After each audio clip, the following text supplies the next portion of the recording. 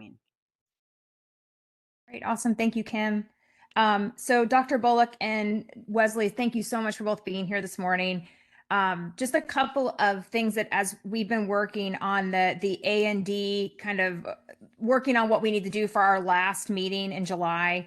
There were some questions that have come up in our meetings, and then also just in kind of like trying to organize everything, some questions that I personally have that I just kind of wanted to go over with you guys to make sure that advancement and development is on the same trajectory and isn't gonna vote on anything or make a recommendation that's kind of not in line with what licensure is looking at doing. I know our meeting is a couple hours before yours on the 15th, and so I didn't want to do anything at our meeting that would then, make either doesn't align with what you guys do in your meeting or would make more work at the last minute trying to get something in alignment. So I just wanted to kind of have a chance to talk about it in advance. So as we're doing the final preps for those meetings on the 15th, I make sure that what the work I'm doing isn't going to be out of alignment with the work that you guys are doing for your subcommittee.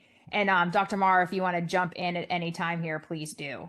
So the first thing that I wanted to double check is, and I know that we kind of have been back and forth on this, but this is kind of critical to the work we're doing for the competencies, is I just wanted to verify that license one teacher, that the recommendation is going to be that they are not the teacher of record.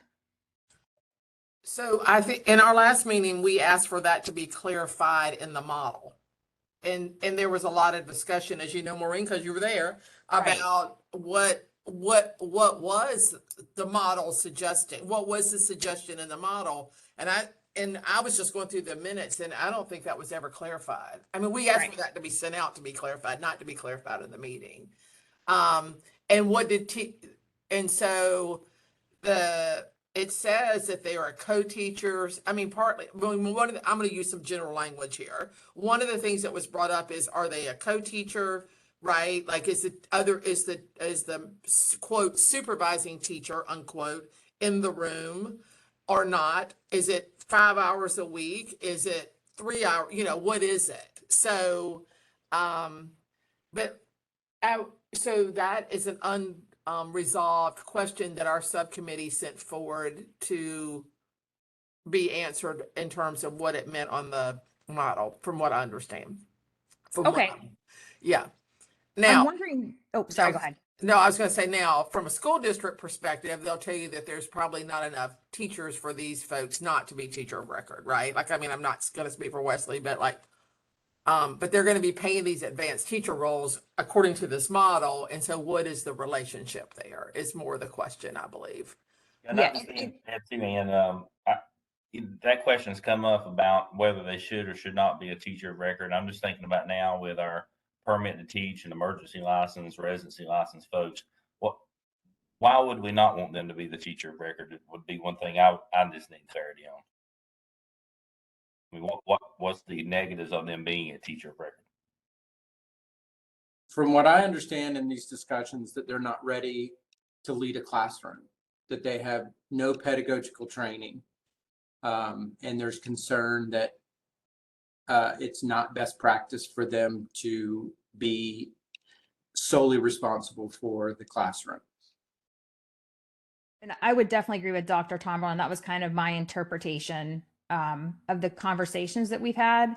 And I think the other thing too is one of the main goals of this entire licensure reform is to revolutionize the way that we support teachers in their teaching practice, so that they are better prepared to support the diverse learning needs of each of the students in their class. So if we take someone that has no pedagogical knowledge, someone that is brand new into the teaching career field, would have the content knowledge probably because they do have a BA and they would be required to have those 18 hours of content knowledge. So they would have at least some knowledge going into the classroom on the subject that they're teaching, but they wouldn't necessarily be prepared to know how to teach that information. That I think that having them not be the teacher of record and designing a system where they are fully supported in those early years helps them learn how to be an effective teacher by learning from somebody else on the job, right? And so I think that was part of the reason why we had said that, but my interpretation of that may not have been correct. I mean, I'm not going to disagree with that. And I don't think our subcommittee would disagree with that at all. I mean, I think we would be in line with that, but it was one, if they're not the teacher of record, I mean, let's just go to the basic stuff. What does that mean in terms of grades? What does that mean in terms of all the other things that our teachers are responsible for? Grades are the typical example people give. And then, what is enough time, right? What is enough time for, someone to work with that teacher, was really more of the question, right? Are they in the classroom? Is it 5 hours? And I don't know where 5 hours came from, but I think it was just an example, right? And then, and is that 5 hours a week, 5 hours a day? What is it? So that needs to be fleshed out. I don't think we have anybody that would say, that wouldn't be the ideal of what we want, right? Is for somebody to be highly supervised, quote unquote. And by supervision, I mean coached. And Tom, this may be a technicality, but there has to be a teacher of record, correct? Yes, there has to be a teacher of record. So who would be the teacher of record? So if we look to some of the advanced teaching roles, districts and the way they're operationalizing their work, that multi-classroom teacher is affiliated with several teachers, maybe several, two or several might not be the right word, a few teachers who are early career teachers, where they're responsible for those classes, but you've got those teachers, those early career teachers working under the direction of that classroom excellence, so that multi-classroom teacher. So the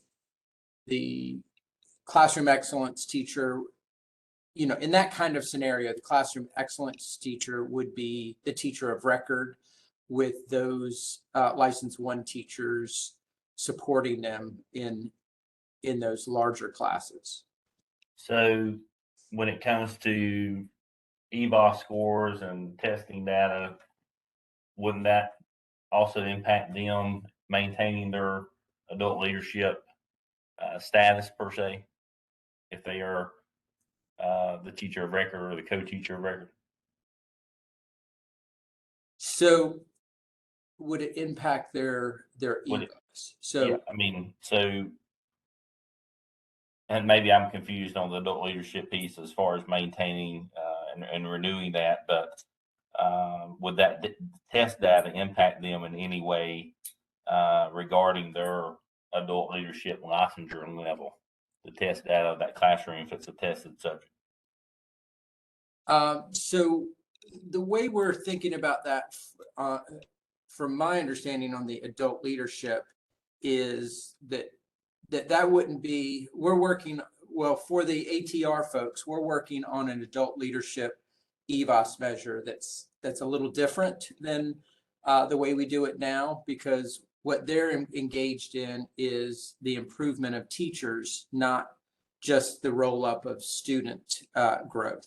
So you want to look at whether these adult leadership teachers are helping those teachers that are working with grow, not just are the students in those classes showing higher growth. So the short answer is, yeah, if those early career teachers are not growing, that's going to have an impact on the adult leadership teacher. But the connection, but a licensed one teacher, I think the way this model is constructed, the licensed one teacher would not have an EVOS score until they entered license 2 and became the teacher of record.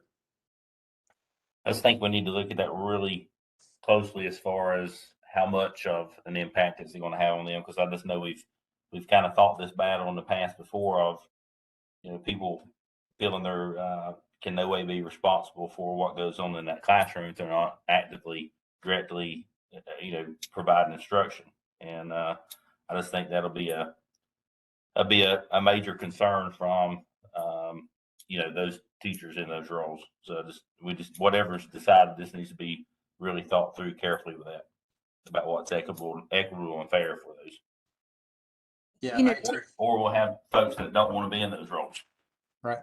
To that point, Wesley, I think, that's one of the things that could be pretty amazing about this if it's implemented properly, right? The Pathways to Excellence model gives us the opportunity to change the way we're currently thinking about a teacher being effective and kids growing from a metric that's only at the end of the year or at the end of the semester after instruction's completed, to this model where we are helping teachers learn how to continuously assess where their kids are on a daily or weekly or monthly basis, whatever is realistic in that classroom. And they're going to have another teacher who's an expert in doing that in that adult leadership role, who's going to be their partner and be their guide on the side as they're going through that, and teaching them how to use the data they're getting from what their kids are doing on a pretty consistent basis, not at the end of the school year, but during instruction, to identify where their kids are, where they need to be, where they can be accelerated, where they may need some more practice in order to master concepts and reach standards mastery, but also help them identify where in their teaching practice there are opportunities for them to grow to better meet the needs of their kids. And if that's happening with that adult leadership teacher on a relatively consistent basis, that means you're going to constantly be looking with somebody else who's kind of an outside observer who can help you identify some spaces where maybe you can improve, but then also be able to come into your classroom and do the model teaching to show you, like, how would you actually implement this promising practice, or how could you use this research-based strategy or method to really reach the learners that you're struggling to reach right now. And then that teacher who is the teacher who's the license 1, license 2, license 3, or license 4 teacher will have the opportunity to then practice that and see if that instructional practice helps them in reaching their kids. And if it doesn't, that adult leadership teacher comes back in and says, okay, that didn't work. So based on reflection, let's go back and try another research-based strategy and method to see if you can reach those kids. And all this is happening while you're teaching. So instead of it being like at the end of the school year, during the summer, you identify some new ways that maybe you want to try to implement the following school year. This is happening during the school year while you're teaching those kids. So it's continuously improving the opportunities for the kids in that classroom. And so I know that is a kind of a change in the way that we currently are supporting our teachers. But if we are able to do that, that fundamentally changes the way that we're able to educate our kids, because it changes the way that we're supporting our teachers and improving their practice. And that would be an incredible asset, not only to the state of North Carolina, but specifically to the kids who are in our classrooms, because it would mean that we are dedicated as a state to continuously improving every single teacher by fully supporting them in their practice because of the way we've redesigned our licensure.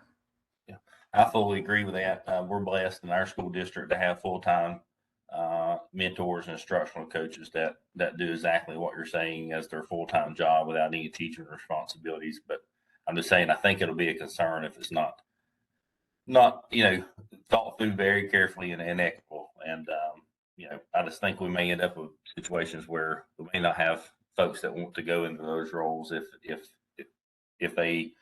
strictly going to be tied at an unequitable measure, for their licensure level. But I definitely agree with you, though, 100%. I think if this is implemented statewide, will definitely be a positive move on our part. Yeah, and I completely agree that making sure we do it equitably in a way that's not going to hurt teachers is number one, incredibly important.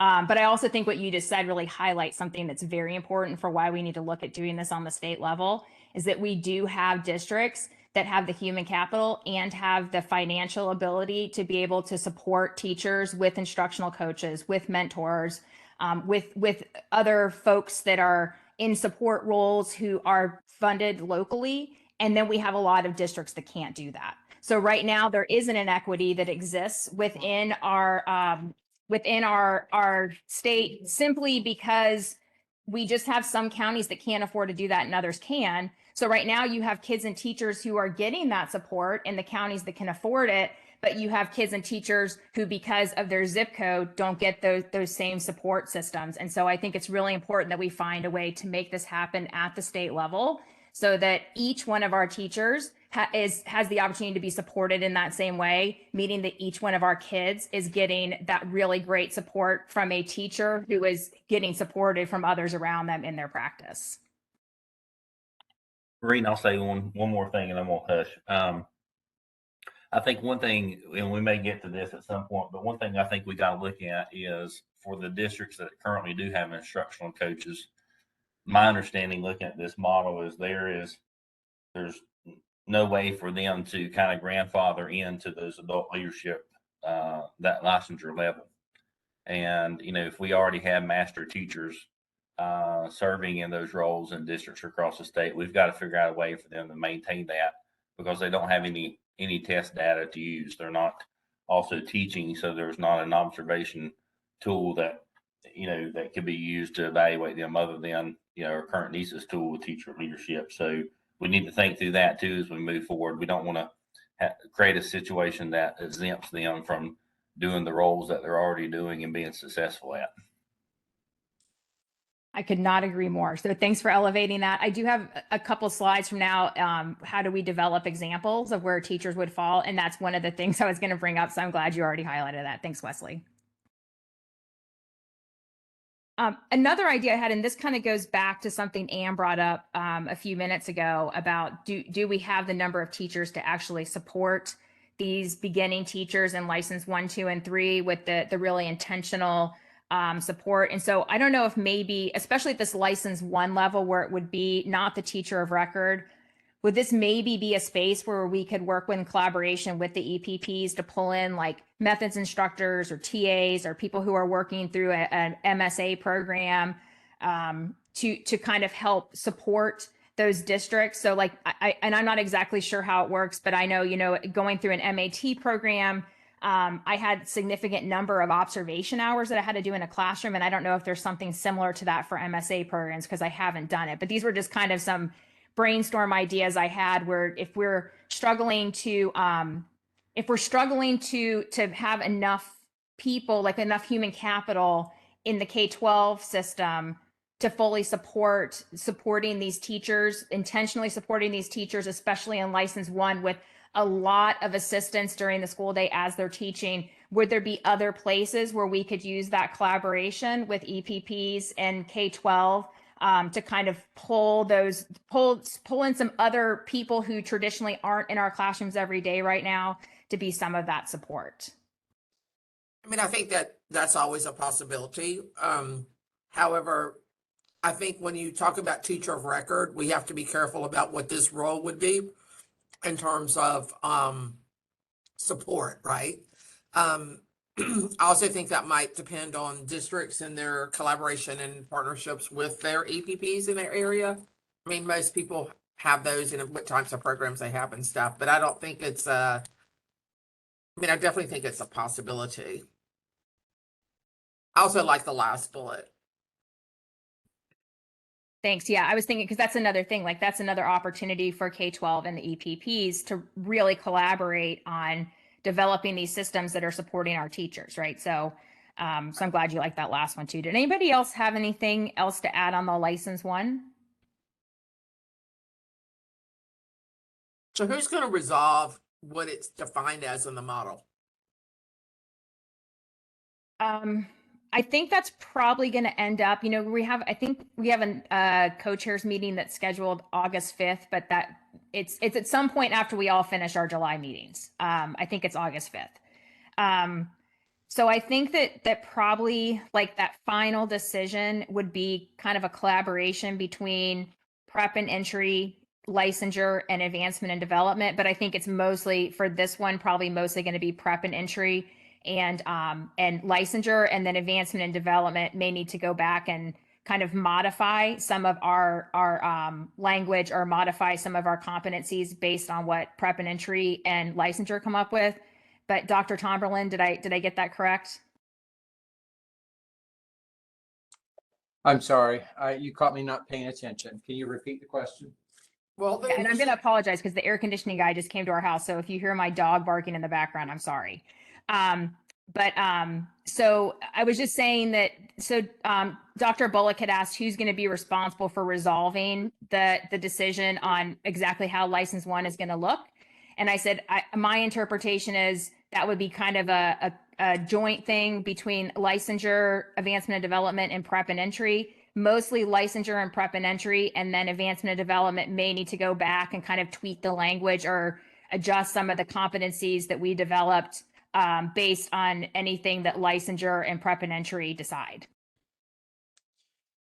Yeah, I think that's a smart idea rather than putting it into one group's basket, because so much of the work is going to stem off that we all need to be very clear about what that is, and if we all are kind of in agreement of how that license one's going to work.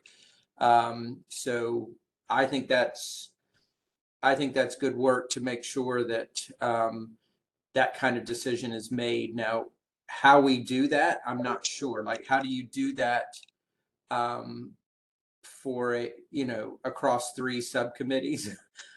Maybe we just we generate it in one and carry it over. Staff will carry it over to the other subcommittees and say, this is what's been proposed. It's important that, this subcommittee agrees to this definition. And I think we could do it that way. So if you guys have ideas on which subcommittee that should start in, then we can make sure we bring it over into the other subcommittees. Or we use this kind of venue just to make a decision about what it looks like. And then in the next meetings, we as staff say, this has been proposed as a solution or an option for license one. And, we'll get the co-chairs for each subcommittee to take a vote within their subcommittees. Are we able to do that? Like, because I know we have the joint co-chairs committee after all the July meetings. Are we able to go back and vote like via email, or is there anything that would preclude us having like one last subcommittee meeting before the actual presentation to PEPSC? So these votes in the subcommittee are not binding. So I don't think we're required to have things like quorum or something like that. I mean, I know that issue's come up in the past before. And I think, Kim, correct me if I'm wrong, that you can collect the feedback of the subcommittees without a formal vote and move something forward, because it's PEPSC that's making the official vote. But I'll let Kim weigh in on that. She says that's right. So that this piece could be a little more informal. It's where it gets taken to PEPSC that you're going to have to make sure you have quorum and all that kind of stuff. Okay, awesome. Thanks for the clarification. Anne, did that answer your question? Actually, that was a good question, but that wasn't my real question. My question was, for this, what is the role of the teacher? So the licensure subcommittee sent out a question last week about, or whenever we met, about defining what does the model look like at this point, and what does that mean for these teachers? Are we saying that this licensure, and Maureen, this is not necessarily for you to answer, this is probably more for staff, are we saying with this conversation that that's not going to be answered before my next subcommittee, but we need to discuss what we might need it to be? Somebody from DPI staff can answer that. Yeah, that sounds right to me, Dr. Bullock. I think we've got to find a way to kind of resolve this. And I think one thing that we can do is staff can create some proposed language for clarifying the role of the license one, and get it out to the co-chairs for their approval of that language. And then you could have that ready for your next meeting, saying, this is how we're proposing license one be constructed. And let's get a vote on that. Okay. We could do that. Yes. Yeah. All right. I just want to make sure that Wesley's going to have everything he needs when he runs this next meeting to make sure that, because that came out of our subcommittee. Okay. Thank you. Thank you, Maureen. And Maureen, you can please call me Ann. Please, thank you. Okay, thanks. Maureen, All let right, me so I'm get going, one other thing before we move on. The 5 please go hours, ahead. the 5 hours listed there. Do you think it would be better if we made that a recommendation versus a requirement? And the reason I say that is because as we move into this one, we really won't know how many teachers we'll have in that licensure one area. We will be just figuring out, how many adult leadership roles we'll have, in the schools. And I just, I think about what our current instructional coaches do and the number of beginning teachers they have in their building. And, there's cases where you may have 10 or 12 BTs in one school that could be their first year, and especially as difficulty as districts are having hiring now, I know that number will increase. I'm afraid that might be a hard target to hit of 5 hours per week as a requirement. Yeah, I don't disagree. But I think then that definitely would go back to that question of, would this be the teacher of record? Because if they're, let's say 40-hour school week, if they're essentially teaching 38 of those 40 hours, because we can only have somebody in there supporting them for 2 hours, then at that point, with what Ann was saying, with the grading, the lesson design, all the things that they would be doing, would they not be the teacher of record? So I think that's kind of, but I don't disagree. I think, like 5 hours, like you were saying, right now with the challenges in hiring teachers, that might be difficult to have enough teachers to support the BTs for 5 hours a week.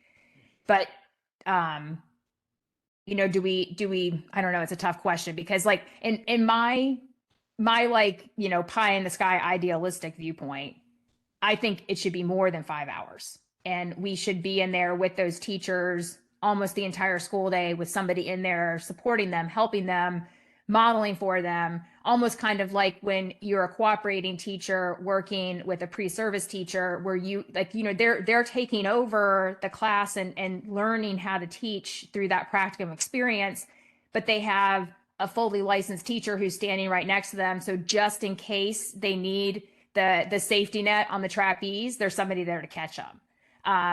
And that's kind of how I viewed this opportunity for these licensed one teachers. Maybe this is somebody that has a BA, but didn't realize when they were 18 that they wanted to be a teacher, or they're switching from another career after working in a career for 10 or 15 years. They've decided they wanted to be a teacher. So like, they don't really have that teaching experience. They don't have the expertise yet to necessarily be a successful teacher, because they just don't have the experience. And so if we put them into a classroom by themselves as a licensed one teacher, somebody that has the desire and the want to be a teacher, but doesn't have the training to be a teacher yet, are we putting that person who's that licensed one teacher into an overwhelming position where we're like essentially kind of throwing them to the wolves? And that's not what we want to do. So I don't know. I think it's a great question though. And I think it's something we definitely need to consider, because idealistically looking at something and wanting to support teachers versus the reality of human capital are two different things. Maureen, Is can I there get any to data out I had a- there that shows how many adult leadership potential teachers each district could have based on just test scores?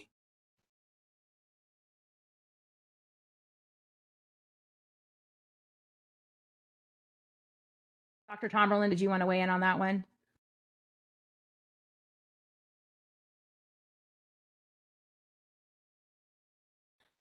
I just know like the advanced teacher roles model, ideally has like one, advanced or one teacher leader that serves, 3 or 4 teachers, and you have multiple ones throughout, the school that's doing exactly what we're talking about here. I'm just, I would just be curious of, is there truly that many teachers out there to be able to have that type of model, to provide that type of direct, oversight, in our schools? And also what, if we move all those teachers into those roles, that creates additional, recruitment issues as well. So that's just a couple thoughts. Yeah, can I add to that? So just 2 things. I wanted to get to kind of the core question of this teacher of record thing. And then the other piece, Wesley, so I agree that they're likely, we likely will have staffing challenges, particularly around the advanced teaching roles. But I also want to caution us against not creating the model we want, right? Regardless of what the current situation is. I worry a little bit that if we say, well, that's not the reality now, well, then that, I think, constrains us in ways that could be really negative going forward. If this model is going to be really good, like many of us think it is, then I think we want to build it and then provide some either flexibility or some other contingencies for districts as we integrate the model. So if we don't have enough folks, and so that brings me to this teacher of record question. Is the core of the question really around accountability and who's accountable for children in the classroom? And if that's the question, and the answer is, well, we need these advanced teaching roles folks to be the teacher of record so that then they are, going to work more with these teachers. And I don't know, I don't know that I agree with that line of logic. I think these folks that are in these roles are in these roles because they are committed to working with teachers. And so I worry about putting this artificial constraint on them, like, we're going to tie your evaluation to that beginning teacher. So I think I've come around. I think I originally was on the side of, these folks shouldn't be teacher of record, but now I'm kind of hedging towards, well, why not? Like, I don't know. I think there's a professionalism here in the folks that are those advanced positions, and districts are going to have a set number of those. And so if someone's not working out, then why would you continue to put them in that role when you might have somebody else? Or, I think a building leader or even a district leader could say, here's what we are going to require of our advanced teachers. So just a couple of thoughts there. I agree with that as well. I'm just, trying to comprehend, how an advanced teacher, adult leader is going to be able to, meet the needs of all these teachers and then get involved with all the responsibilities of being a teacher of record when, I think there needs to be flexibility of the district to just kind of decide that, especially since we're, already doing that with permits and emergency license and folks. And I think, the other piece is, I also like the idea of having EPPs work with partners and kind of the initial support. But, we also don't want to forget, we also have the North Carolina New Teacher Support Program, which is supporting a number of beginning teachers. And I think that's another important part of this work is you've got those folks as well who could be supporting districts who are having specifically, a really difficult time identifying or having enough teachers in those advanced roles. But that comes back to this idea that the teacher of record has to be the licensed one, because you can't, as Ann mentioned earlier, right? The EPP isn't really going to be the teacher of record. Right. Nor new teacher support, right? It's a different role. Right. It's Right. another thing to investigate, right? Like, I mean, it would be great if there was we went back to a statewide, mentoring program that would lean in on some of this, and then, with coaching, Yep.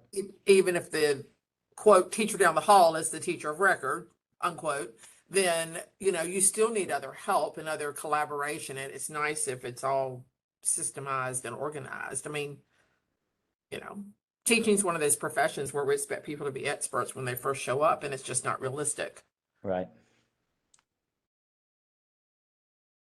Yeah. And, Wesley, back to your question about data, do we have any data about how many of those teachers who come in on an emergency license or one of the other types of licenses that you mentioned leave before year 5 because they're overwhelmed?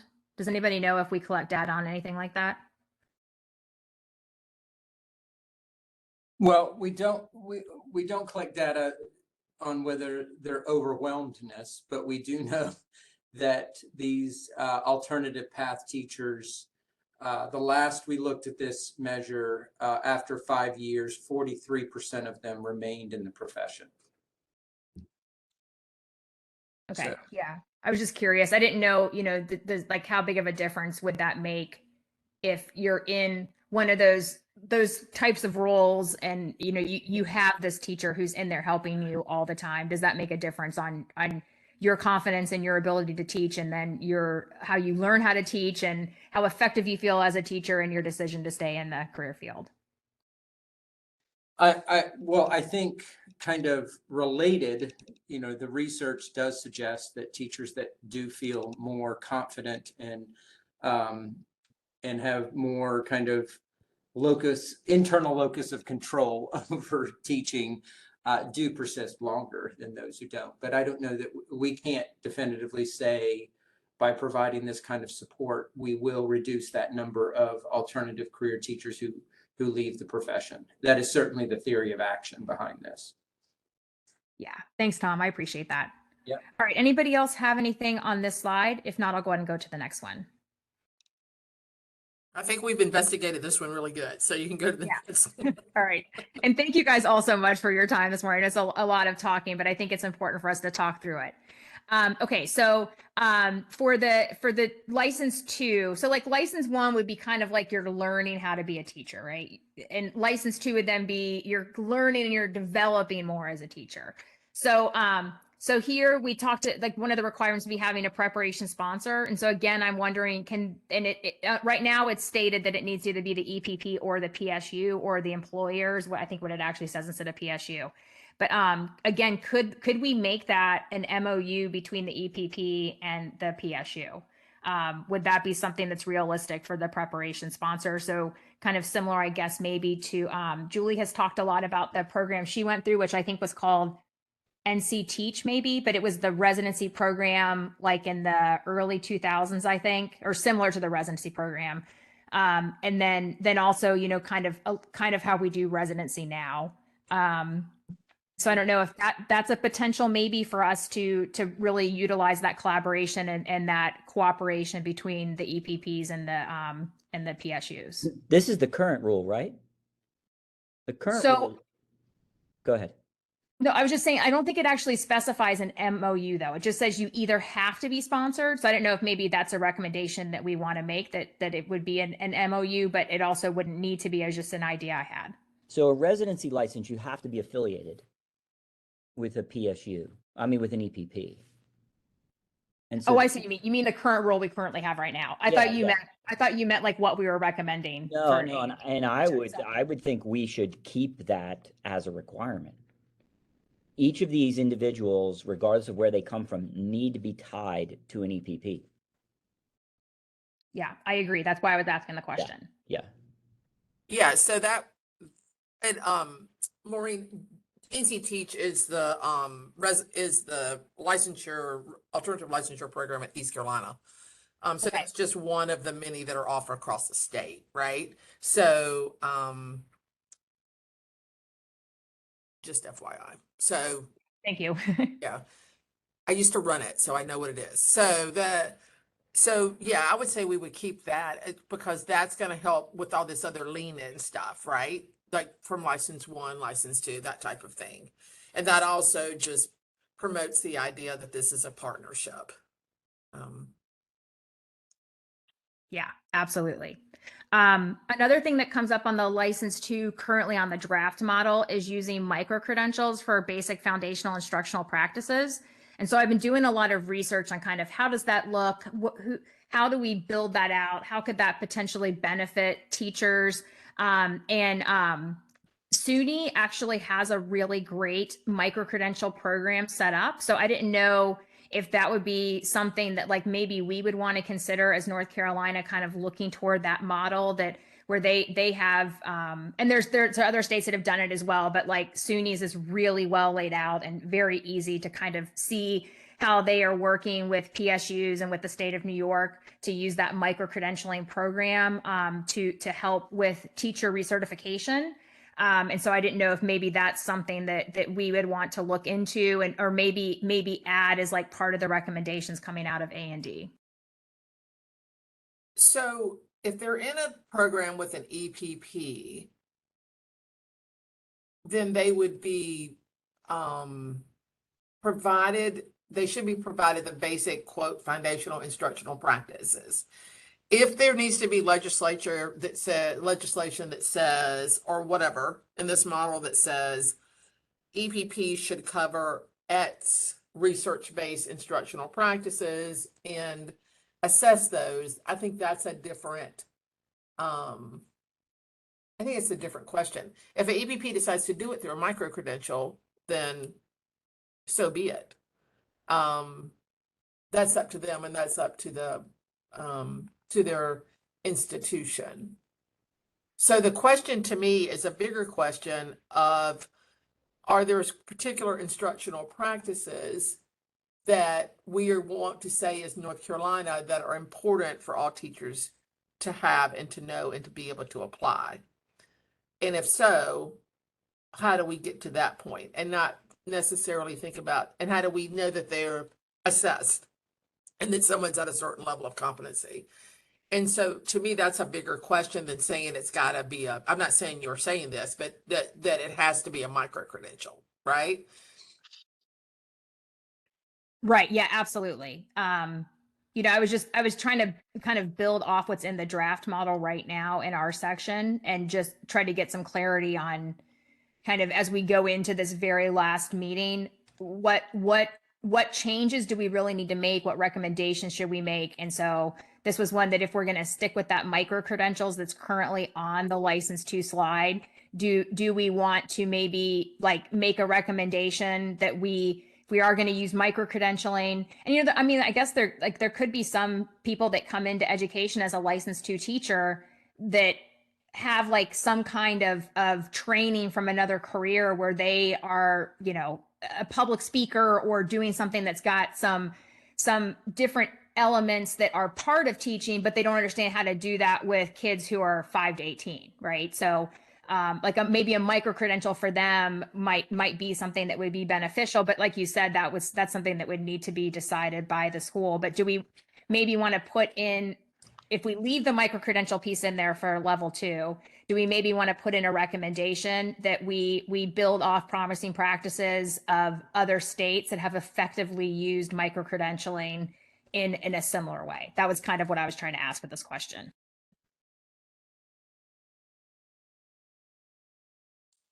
If people are waiting for me to answer, I would go back with the same answer I just gave, which is, are we talking about instructional practices?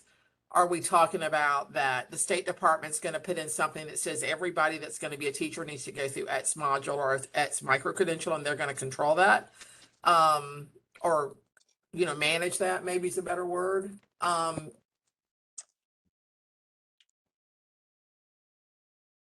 So this is Tom. My sense on this is that for micro-credentialing for the purposes of advancement in the licensure system, the state would have to develop a set of micro-credentials for that purpose that would be uniform. And this is, of course, to be distinguished from any kind of micro-credentialing for general professional learning that the districts or even EPPs employ. We're talking about a specific set here and the way I think the model that kind of we interpreted this was that would be a method of validation for the license, much like you use the Praxis and the EdTPA. So it's an alternative way to establish your knowledge, your competency to advance in the licensure system. Does that help? So alternative to going through an EPP? No, ma'am. An alternative to the licensure exams. Yeah. Well, I would think that again, that like that might be something that again, that like maybe the UNC system comes up with, or NCICU and the UNC. You see what I'm saying? Like, I just feel that if we just say we're going to have, because if you look at the SUNY micro credentials, they're not to get a license. They're to renew a license. That's the way I'm looking at them. And they're in early childhood. So most of them. That's correct, Ann. Yeah. What?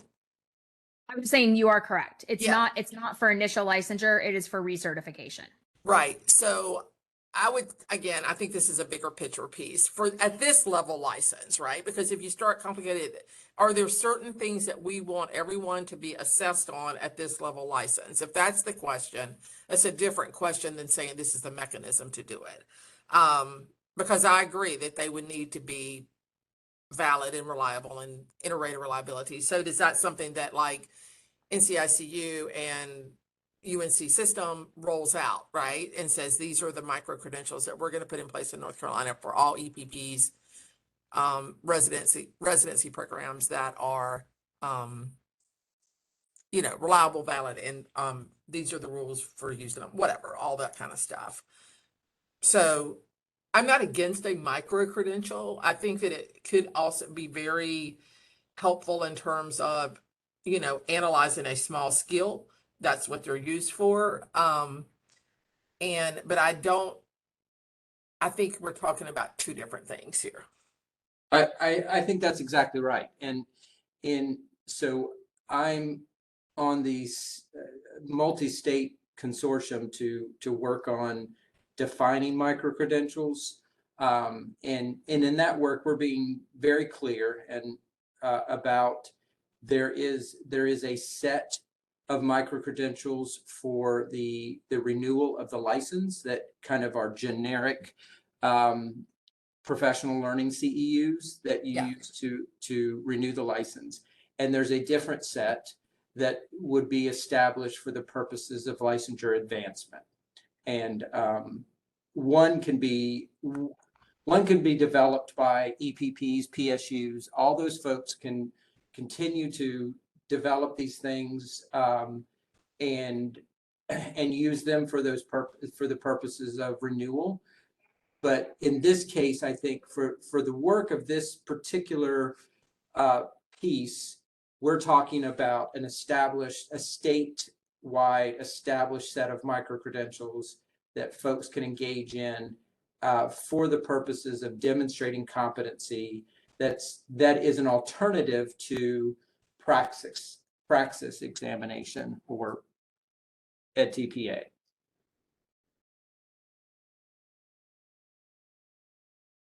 Does that help? Yes, thank you very much for the clarification, Tom. Appreciate that. Another thing that's come up a lot in a lot of our meetings, along with a lot of the feedback we've received, both in the DPI listening feedback tour that Julie did, the information we got from NC Public School Forum. We've been hearing from NCAE. We've heard from teachers that are providing feedback both to the Pathways to Excellence feedback email address, and then also just on social media, things that I've gathered is that teachers are concerned about the peer evaluation, and rightfully so concerned about the peer evaluation and understanding how that would look and how others who are doing evaluations or observations of them would potentially be able to affect their ability to be relicensed. And so I think one thing that's really important as we develop these tools is that we're making sure that we're setting up the peer evaluation in a way that provides teachers with really good feedback on their teaching practice. Again, with that ultimate goal of supporting teachers by giving them the tools to be able to identify within their teaching practice the spaces where they have opportunities to improve or where they're doing a really great job so they can continue supporting their kids and their learning. I think one of the things that's really important is making sure that, because we've talked a lot about how NESIS currently does not have inter-rater reliability. And a couple other states and areas like DC have done a lot of work around incorporating evaluations into kind of their practice of the way that they are supporting teachers and then using that information to help teachers become better teachers. And one of the main pieces of that is calibrating the evaluator. So understanding, like, if I, Maureen Stover, always evaluate somebody high, but Dr. Bullock always evaluates somebody in the middle, and Dr. Wood always evaluates low, that's really important to know. If all three of us go in and evaluate the same person, that I consistently am always high. Other people that would go in and evaluate would be somewhere middle range, and other people would evaluate low. and then using that information to get a better picture of where that teacher actually is. I think also clarifying that this would be multiple evaluators, not a single evaluator. So like I wouldn't be going in and evaluating the same teacher 4 times in a semester. It would be multiple people going in. And then we would be potentially using like an average of our 4 scores, or with that calibration, there'd be some way that we would, like scale things to make sure we know where that teacher is and how they're doing. But then more importantly, that's not going to be punitive ever. We're not looking for a way to have an evaluator, whether it's a teacher evaluator, an adult leadership evaluator, a principal or administrator evaluator, or student surveys. None of those are looking for ways to get teachers or to like push teachers out of the classroom or to find what's wrong with a teacher. It's all about helping that teacher identify where in their practice there's space for them to do better, or where in their practice they're already doing great, so they can build on the things they're already doing great, and then find ways to improve the things where they need a little bit of additional improvement to really meet the needs of their kids. And we as teachers constantly have the opportunity to improve our practice every day. And be better teachers for the kids in our classrooms. And that's really what these evaluations would be geared toward. It would not be geared toward something punitive to try to say that a teacher is not doing a good job. It would be a tool that a teacher could use to help them identify spaces in their teaching practice where they have opportunities to grow. But I don't know if that's also, that's kind of changing the way, maybe in some ways, that we're currently doing evaluations. And so I don't know if that's going to be something that, as we build that out, that training, understanding how to calibrate, and certifying evaluators that have been trained and calibrated, that may be something where I think we could have another opportunity for the EPPs and the PSUs to really kind of work together on building out those certified, trained, and calibrated evaluators. Maureen, if I think I'm hearing you correctly, the idea of the peer is really, I guess, really not an observation as far as, statutory requirements and evaluations and things like that. This will be a totally separate tool set aside from our current NESIS observation and summative evaluations. Is that correct? I mean, I think that as we move into implementation phase, and I know people don't like hearing the implementation phase, but right now we're trying to build the skeleton of the policy. And then if the policy is approved, then take some real intentional time to fully flesh and build out and put the meat on the bones of the skeleton to have this really holistic system that's going to support our teachers to help our kids have better learning opportunities. Right. So I think those are questions that we definitely need to answer.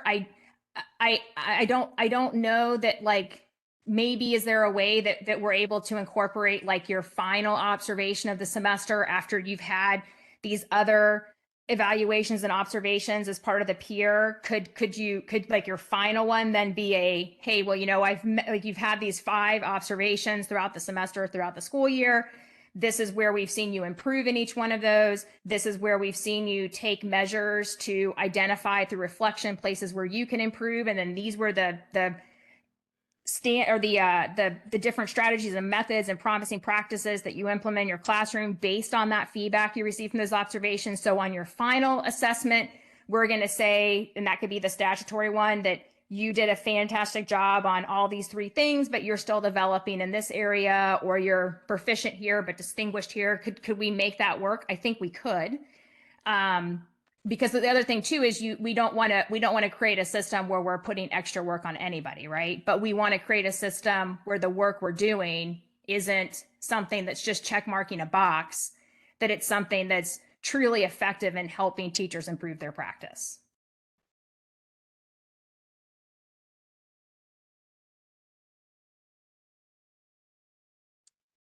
Very complicated. I think that'll be another area we have to really kind of wander through very gently as well, because we do want to be able to use, I think from an administrator standpoint, use observations to determine teacher performance when it comes to employment and things like that. But at the same time, that tool was meant to be a growth tool as well, and we do want the teachers to have the all the feedback necessary to make adjustments I think another important thing too is, do we want to put adult leadership teacher roles into a situation where they are evaluating a teacher as far as evaluative, or we want to make sure we clarify that to make sure it's, providing recommended feedback, and maybe use a different term than evaluation, so it doesn't hurt any type of support relationships between the teachers and the adult leadership teacher roles.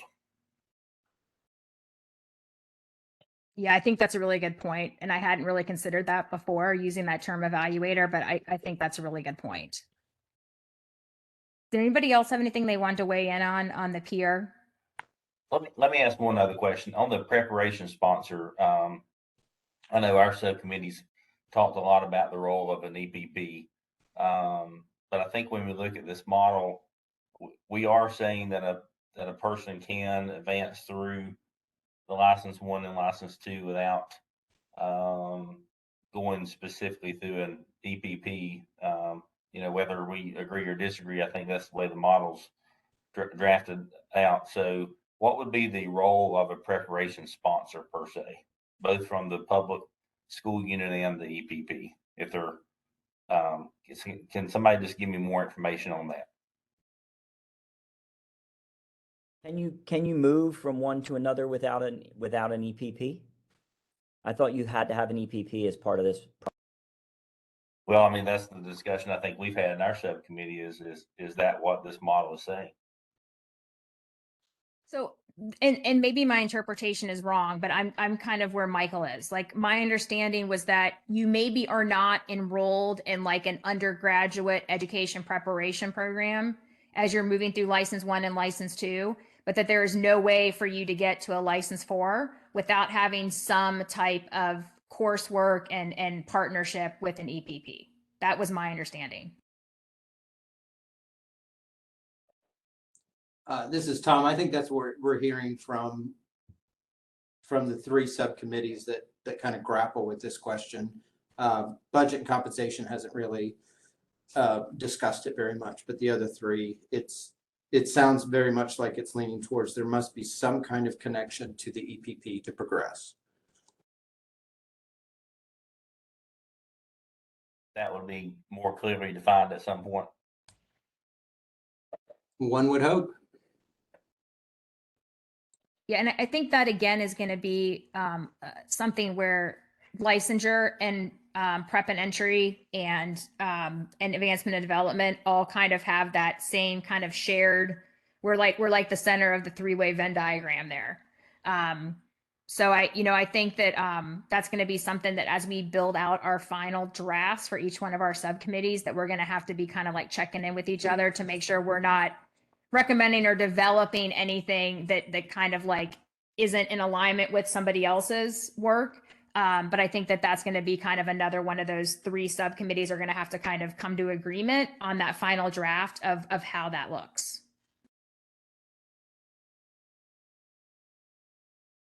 Yeah, I just want to say I'm in support of, and so when students teach, there's a lot of observation, then there's a point of evaluation, right? And all those are based on the 5 standards of teaching in North Carolina, et cetera, et cetera.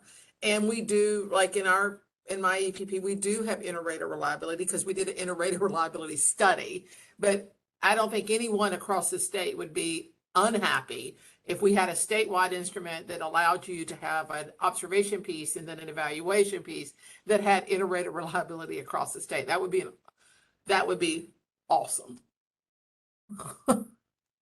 If we ever find that person who disagrees with you, Anne, I'd like to meet him because I think I completely agree. it would be back to it's what we need, and then it would go across. But that would mean that every district, everybody would use the same thing, and so that would be peeling back the onion of what's being done now and have a different model going forward, which I think could help across the entire state to improve teaching, and to have a rubric based something where people could see where they are and where they're going and have goals around that, and that all relates in. All that's just good practice. So, yay. Yeah, absolutely. I completely agree. And then having that adult leadership teacher who is there supporting you through all of that and helping you understand where you are, where you need to grow, and if you're not sure what do you need to do, being that kind of guide on the side for you, helping you figure that out whether you're a licensed 1, 2, 3, or 4 teacher, helping you figure that out. Right. So I think that would be incredible.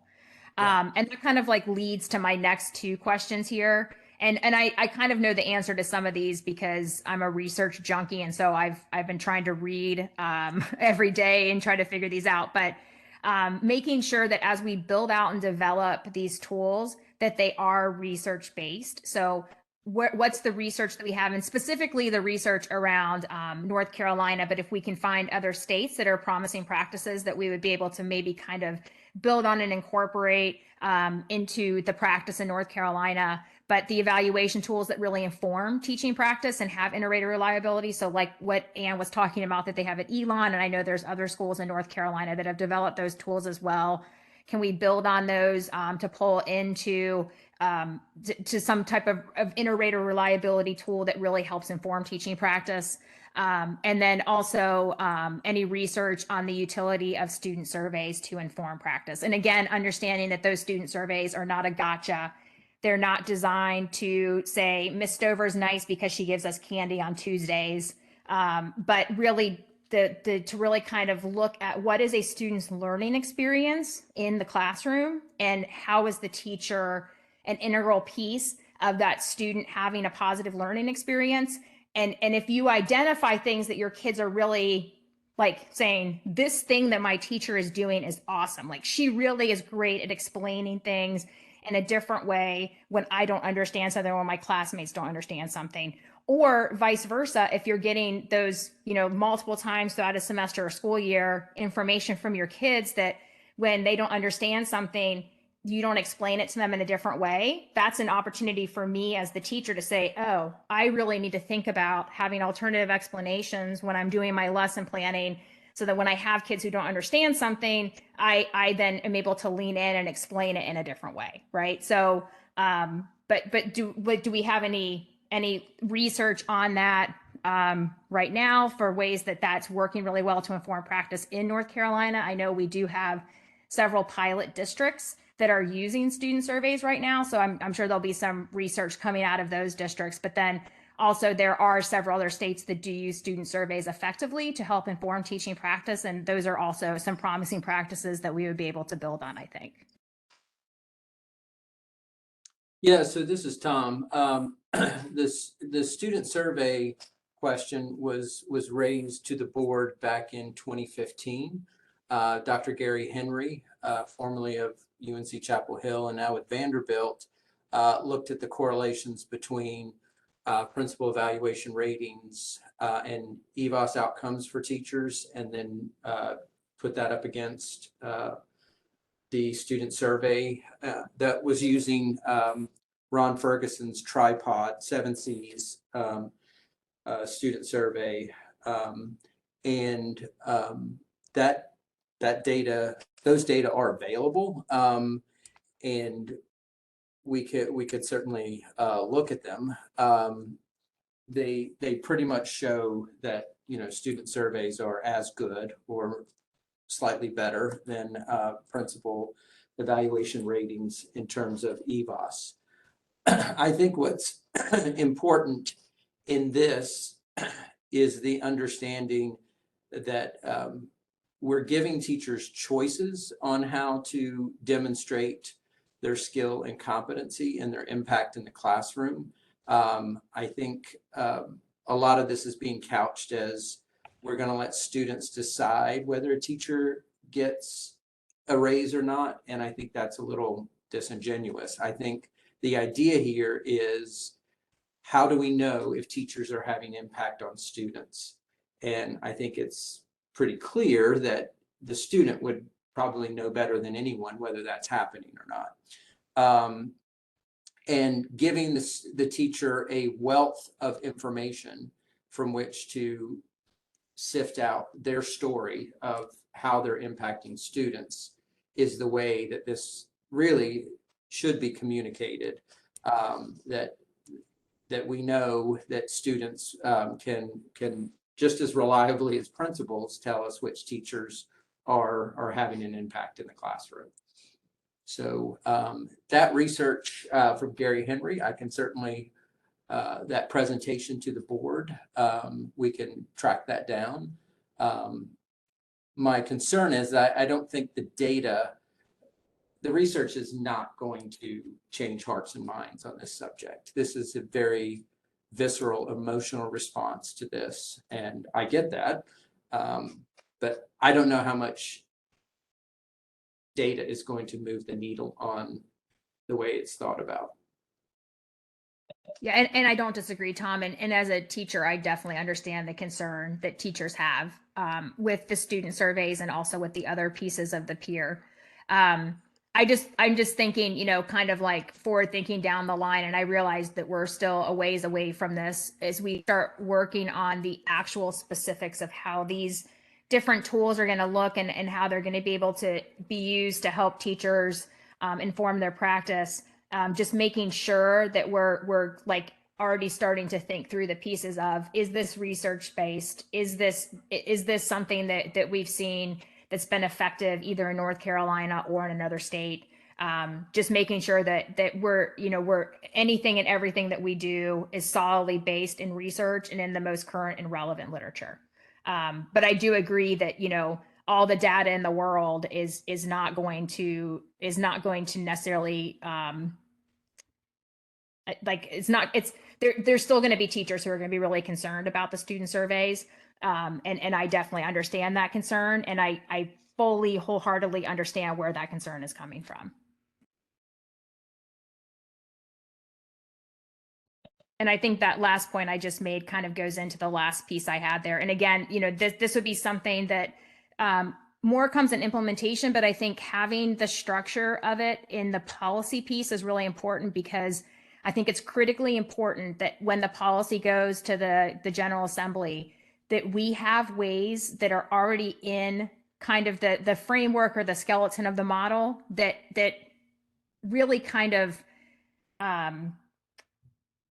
like reaffirm, I guess, maybe our commitment to making sure that there are ways to give teachers choices to tell the story of their classroom. So just like Tom was saying, that this really gives teachers a choice. You know, as a biology teacher, I do get EVOS, and I know that those EVOS scores don't tell the full story of the kids in my classroom or my teaching. And so having different ways to tell that story and giving me as the teacher the autonomy to make the choice on how I tell that story. So is that story best told by my EVOS scores, or are one of these other measures and opportunities that we have to demonstrate like that story and tell that story? Is that a better way to tell the story of my kids in my classroom? So I think, you know, making sure that we have those pieces in the policy is really important.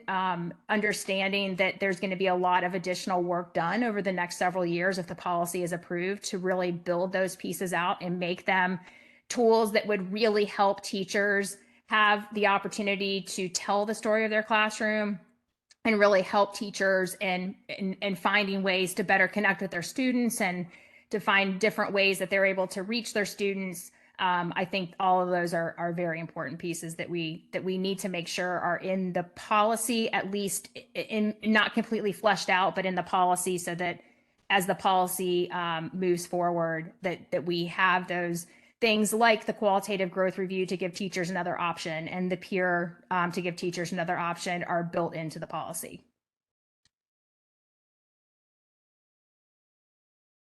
I just want to make one statement, not about any of this, but I just want to state that Gary Henry is the dean at the University of Delaware now. He's no longer at Vanderbilt. Just FYI.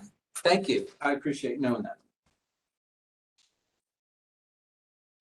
Yeah, thanks for the clarification, Ann. Yeah, Okay, that's- anybody else have anything on this slide?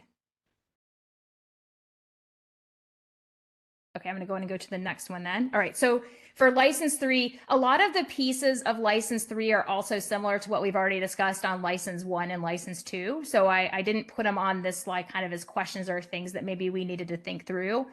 But the first one here is, you know, we've said that license 3 is going to be where students who are coming out of an EPP who have been traditionally trained, they've completed their program, including the student teaching or practicum, and they've been recommended by licensure for their school of ed. And I think like on the very first example, the green stair step model, there was a yellow star that said EPP. But do we maybe want to consider a change in language that says that this is going to be like definitively where an EPP student would land if they've met those other requirements, right? I mean, I don't know how often this happens, but I mean, if there's a school of ed that says, no, this student is not quite ready for license 3, so we're going to recommend you put them in license 2, that would be up to the school of ed to make that decision. But that the majority of EPP traditionally trained teachers would fall into license 3. Do we want to make sure that we specifically state that language, or do we even want to go one step further? Because I know this is something that came up in some of the breakout rooms in A&D. Do we want to say, because you can move from license 1 to license 4, you can move from license 2 to license 4. Do we want to say that license 3 would be for EPP teachers, or EPP trained teachers, and that if you're not an EPP trained teacher, then you would go from like 2 to 4. I don't know if that makes things too complicated or if there's a benefit. I think there's a benefit from being able to go from 1 to 2 to 3 if you still need that additional support. But wanted to throw this question out there just to make sure we're clarifying that under the draft model, the expectation is that EPP trained teachers would immediately be, unless there's like some weird circumstance, but the expectation is that most EPP traditionally trained teachers would land in license 3. They would not be in license 1 or license 2. I thought we made that recommendation in licensure last time.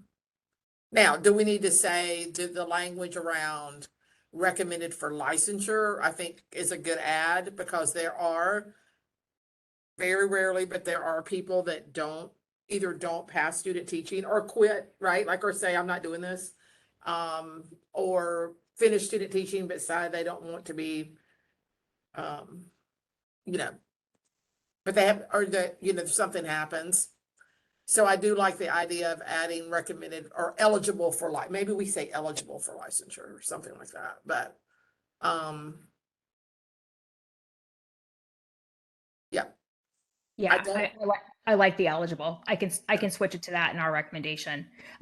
So in A&D, we hadn't gone back, and I mean, we kind of talked about the role of license 3 really being for the EPP students, but we hadn't clearly articulated that. So I just want to make sure that, that's not gonna, and I didn't think it would based on being in the licensure meetings, but also just want to do a quick double check that if we like clearly stated that this is where the EPP students are going to probably fall, that wasn't going to cause any, misalignment with what the work was being done for licensure. Yeah, and I would also change the word practicum, because typically in an EPP practicum are the early experiences. So we want to say something like culminating, like internship / student teaching or something like that. Okay, that's easy. Something and then also of probably that nature, or culminating, clinical experience, summative, something like that. Something that indicates that it's whatever's in the licensure, or however it's defined, of the, the 15-week experience, blah, blah, blah, that Okay. kind of thing. Or I'll go back and there's some language there. Yeah, I'll pull it out of the official language to make sure we say it correctly.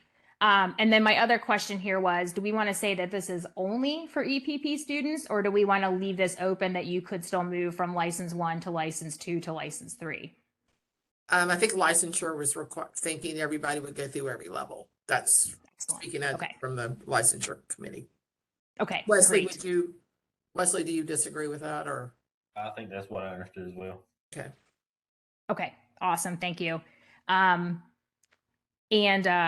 see.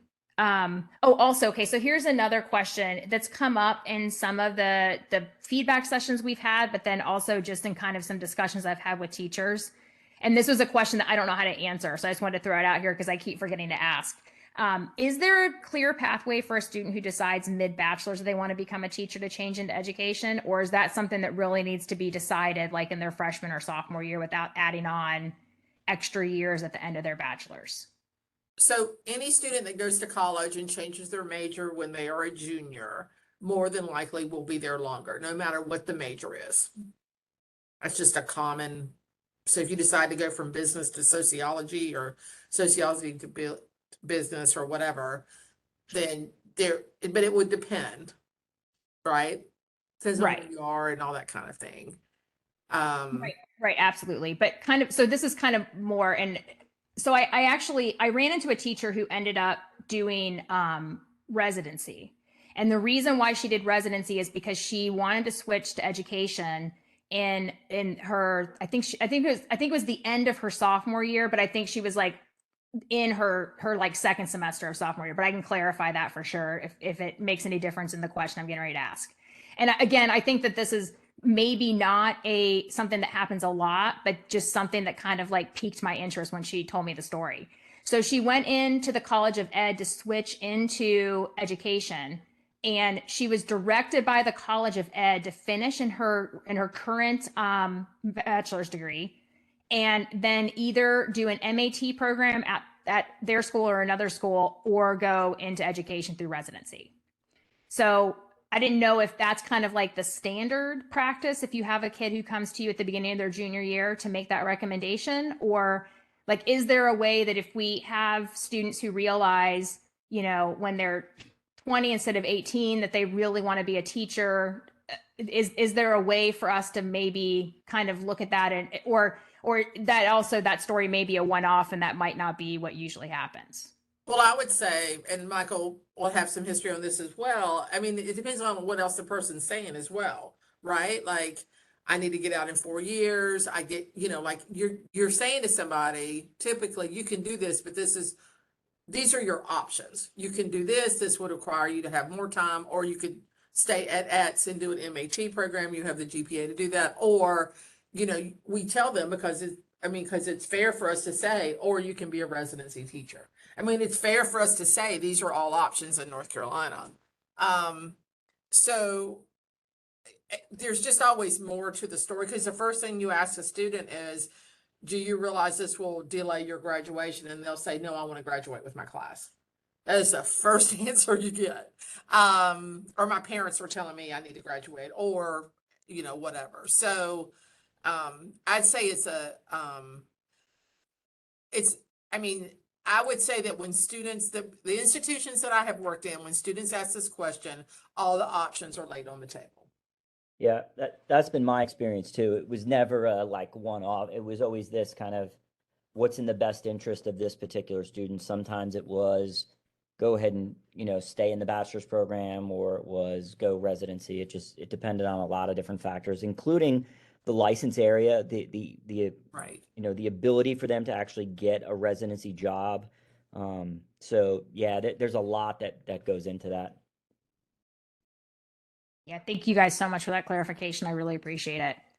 And then my final one for license 3 is that, one of the things that I think is really important for us to do is to develop some examples, or kind of some like, this is who a license 1 teacher would be. This is who a license 2 teacher would be. This is who a license 3 teacher would be. But should those examples, do you think, and also like specifically how teachers in license 1, 2, and 3 are going to be supported? So to understand like the really integral role of that adult leadership teacher, and how that adult leadership teacher is going to be working with these teachers in their early years to really help them grow and develop in their teaching practice. So I'm thinking those examples should probably be developed by advancement and development, but just wanted to double check that there wasn't another subcommittee that you guys think would be a better, and maybe also this would be something like advancement and development with like double checking with prep and entry and licensure to make sure like the examples are good for what's going to work with them. But I just wanted to double check before I started working on some of those examples that everybody was good with that being something that A&D kind of takes the lead on, and then just double check and make sure that kind of our examples are aligning with what the work that licensure and prep and entry are doing. Yeah, I mean, I think that would clarify the whole like 5 hour thing as well. So, anything we can do to clarify that role, I think is good, obviously. Yeah. Okay, sounds good. I can't promise that I can clarify the 5 hour thing, but I will try. Yeah, but that's just the same kind of example, right? Like, it's like, Yeah. what does this mean? Yeah, So, absolutely. Yep. Okay, great. So I'll go ahead and start working on those. great. Thank you. Okay.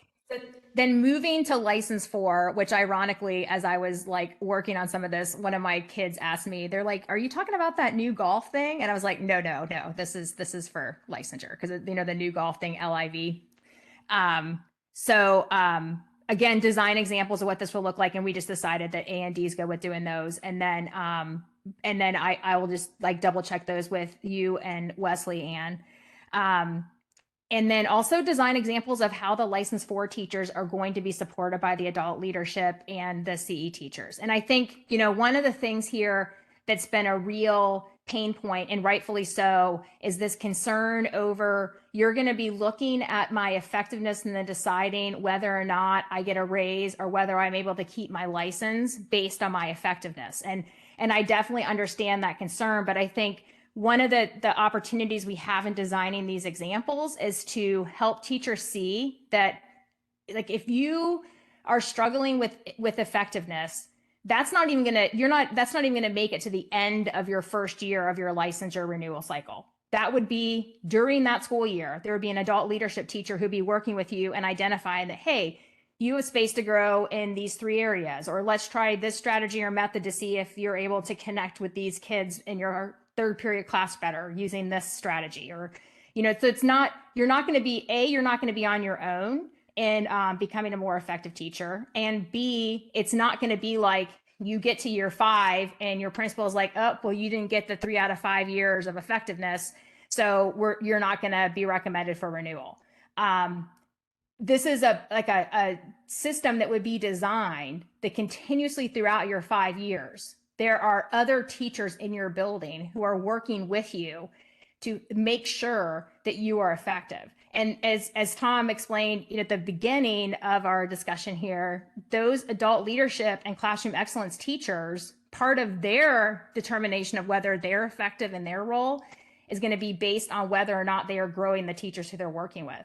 So if I am a level 4 teacher at my school and my adult leadership teacher is not identifying that there are some spaces where I could use some help, and they're not coming in and helping me, then yes, part of the effectiveness data falls on me, but part of my effectiveness data also falls on them, right? Because it's their job to help me be a better teacher to make sure I meet those effectiveness measures. And so this is how we develop the system of continuous improvement, where we are finding ways to continuously help our teachers be better teachers, not even from year to year, but really from day to day or semester to semester, identifying those places where they can be a better teacher so that they're better meeting the needs of their kids. And if we're able to do that, then we're really, revolutionizing the way that we are supporting our kids and their learning, because we're supporting our teachers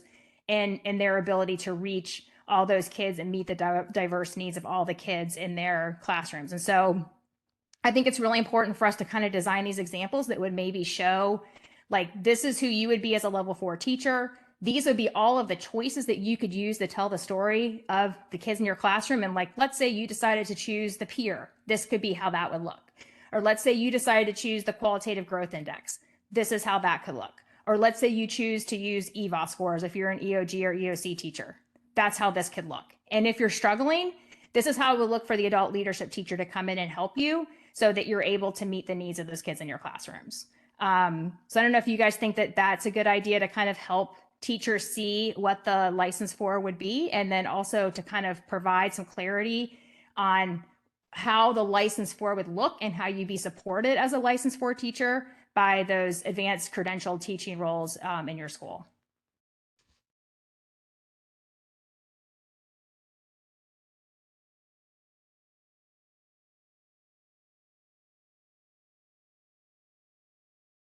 I mean, I think it's the same, right? That's a very good explanation for it. It's a lot of energy there. It's the same, right? If the more information that we could give as ideas, I don't know if that would be part of what is passed, but more of how to explain this and to get people to understand what it is that we're trying to do here. So Yeah. And I don't disagree. Like, I don't think it's necessarily part of what gets passed as the policy, but I think it's really important for us to give this information back to teachers because, you know, a lot of the teachers that I've spoken with don't see where they fall in this model. And, you know, I mean, I absolutely understand that and see where like, it's like, you know, I have been working with this stuff for a while now, so I can explain to them, oh, so this is what you're doing and this is where you are. Well, this is where you'd fall. But we haven't clearly articulated that to the teachers in the field. And if they happen to talk to one of us and we're able to explain it to them, then that's great. But we need to do a better job of helping teachers understand where they would fall and something that they could look at and that they could easily find without having to track down one of the subcommittee chairs or someone that's on a subcommittee to answer those questions. And so I just really thought that developing these examples would be really good. It's also one of the things that Julie highlighted as something, as you know, one of like the calls to action is what she called them, the calls to action for the subcommittees. And so I thought I don't mind taking that on to kind of like show how that looks. And then I can just double check it with all the other subcommittee chairs and make sure that that all kind of looks good and kind of checks what everybody else is doing as their subcommittee work. yeah. All right, so I'm going to go ahead and go to the wrong way, the classroom excellence. So one of the things that came out of the feedback sessions and from not just DPI, but also the ones from like NC Public School Forum and a couple of other groups who have collected some feedback was that using the terms, the level 4+ teacher was a little bit confusing. And so one of the things that Julie came up with, and I think that this is a good idea, is considering changing those from level 4+ to calling those advanced credential teachers, which I think does two things. First of all, it helps kind of clarify that these are teachers who have, you know, some additional training. They have some additional responsibilities during their school day for things that they're doing outside of just classroom teaching. And it also helps clarify that they are in a support role so that, you know, we already have some existing support roles like administration and district support, but that would kind of clarify that the role of these classroom excellence and adult leadership teachers is to provide support for the other teachers in their building. And she also suggested that we change the infographic a little bit. So instead of having it look like stair steps where it appears that you would need to move from level 4 to a level 4+ position to continue on your licensure journey as a teacher, that really, like, the expectation is you make it to level 4 and that's where we expect you to get as a teacher, to that professional teacher level. And then if you want to go into one of these other classroom excellence or adult leadership positions, that those would be advanced credentialed positions, and those are now moved to the bottom of the picture to kind of like demonstrate that they're in the support role and providing foundation and instruction for other teachers in their building. And so I think that clarifies kind of the role of where those teachers fall in their schools and kind of what the expectation is for them as those advanced credentials to teachers for providing support for their teachers in their building. I'm also wondering, you know, because like the classroom excellence teacher would probably be someone that, you know, having a student teacher with those classroom excellence teachers, I think would be amazing. I know as a bio teacher, when I was willing to take student teachers from FSU and Methodist State, the coordinators were always really surprised because it was an EVOS course. And I was like, yeah, but the problem is if you don't put them into these classes now, like we're then expecting them to be biology teachers next year. And you're setting them up for failure because they didn't get the student teach in a bio class, right? So they're going to be a bio teacher and responsible for the EVOS scores the following year, but we put them into, you know, a physical science class where there's nothing they're teaching about biology in that class. And so I think if we are able to really kind of build out this classroom excellence teacher as one of the teachers that would be, you know, a go-to or like the expected teacher when there's a student teacher in their curriculum area, that they would be kind of the person that would be the go-to to work with that pre-service teacher. Also for like the observations that you would do early in your learning progression through your EPP. But one of the things that I think I was uniquely was really unique and pretty amazing for me as a cooperating teacher is that because of the proximity of my classroom being on the FSU campus, I was literally, like 2 seconds away from being able to walk into any of the EPP offices and just sit down and talk with them. Like, okay, so this is what we're doing. Like where's the student gonna, where's the best place for them to lean in the work we're doing right now? Or you have somebody coming in for an observation while I'm teaching this lesson next Tuesday. Is that a good lesson for them to reserve for what they're learning in class right now? And so because we had this really close relationship, that meant that I was better able to help the student teachers and the teachers who were coming in to do their observations into my classroom to see what they needed to see to learn whatever it is that they needed to learn to be successful in their college coursework. And so I was thinking if there's a way that we could kind of build that out a little bit more formally and really have this partnership between the cooperating teachers, which could be the classroom excellence teachers or other level 4 teachers, and the EPPs, to really kind of like build on this idea of supporting teachers from the time that they are in an EPP through the time that it's ready for them to retire. If we're able to like really build that out, imagine how effective that could be, especially for those EPP kids who are coming into a classroom and working with a teacher. If the cooperating teacher understands exactly what they're doing in their coursework at the EPP, then the cooperating teacher is able to better design the instruction that they're going to be working with for that pre-service teacher so that it kind of matches what they're learning in their coursework as well. So just kind of another idea to throw out there. I didn't know, again, like I only have the experience from the K-12 side working with pre-service teachers. I don't have the experience of actually trying to design the pre-service teacher programs or trying to effectively manage the pre-service teachers at multiple K-12 schools. And so I don't know if that idea is really something that's realistic, but I just wanted to throw it out there as a potential opportunity for us to build in that support and then also continue to strengthen those collaborations between the PSUs and the K-12 schools and our EPPs. Yeah, so the part in here that I would have a comment about is, there are plenty of people that are willing to create something like this, but North Carolina is currently not paying anybody for an advanced degree or an advanced, like a master's. So that's which is too bad because that could be very helpful. So I think that is a part that just something to think about. I don't want to interrupt. This is Kim. I don't want to interrupt the great conversation, but we have run over by 5 minutes, and I would just want to respect everyone's time. So if Dr. Bullock and Mrs. Stover would like to continue the conversation themselves, and then you can reach out to me. I can also be part of that conversation for the rest of the classroom excellence and adult leadership. We can always do that as the three of us and then share out discussion points from there.